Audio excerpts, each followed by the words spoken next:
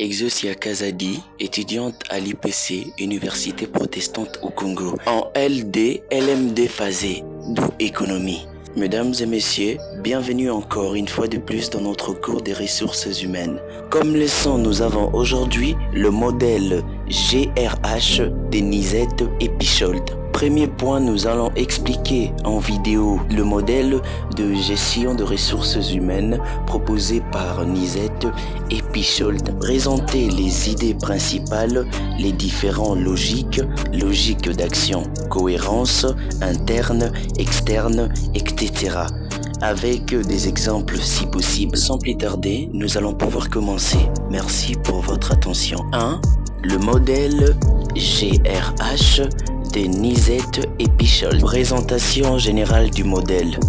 Le modèle de gestion des ressources humaines, GRH, proposé par Jean Nizet et François Pichold, est un cadre d'analyse qui permet de comprendre la manière dont les entreprises gèrent leurs ressources humaines. Il repose sur une vision systémique et contextualisée de la GRH, c'est-à-dire qu'il prend en compte les différentes logiques d'action en interaction dans une organisation. Ces modèles cherchent à montrer que la GRH n'est pas une pratique neutre, mais qu'elle résulte de choix stratégiques influencés par divers acteurs, valeurs et contraintes internes et externes. 2.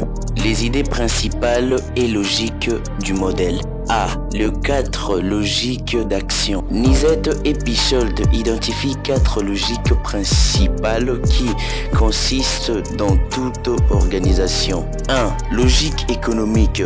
Objectif. Optimiser le coût, la productivité, la rentabilité. Exemple, réduction des effectifs pour améliorer la compétitivité.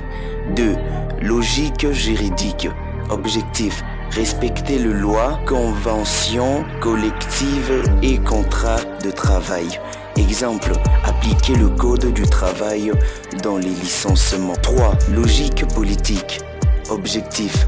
Gérer le rapport de pouvoir entre les acteurs internes, entre parenthèses, dirigeants, syndicats, employés.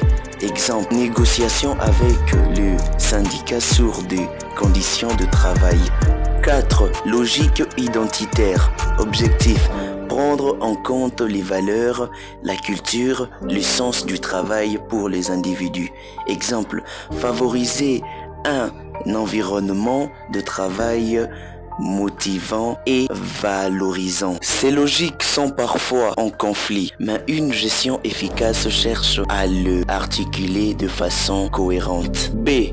La cohérence interne et externe. Premier point, cohérence interne. Cela signifie que les pratiques de GRH doivent être logiques entre elles. Par exemple, le recrutement, formation, l'évaluation et la rémunération doivent aller dans le même sens stratégique. Cohérence externe. Cela signifie que la GRH doit être alignée avec l'environnement externe de l'entreprise, marché, législation, culture, sociale, etc. Exemple, une entreprise innovante doit recruter de profils créatifs, offrir une formation continue à des formes d'évaluation flexibles, cohérence interne et tenir compte de tendances du marché, technologie, cohérence externe. C. Le modèle dynamique et contextuel. Le modèle de Nizet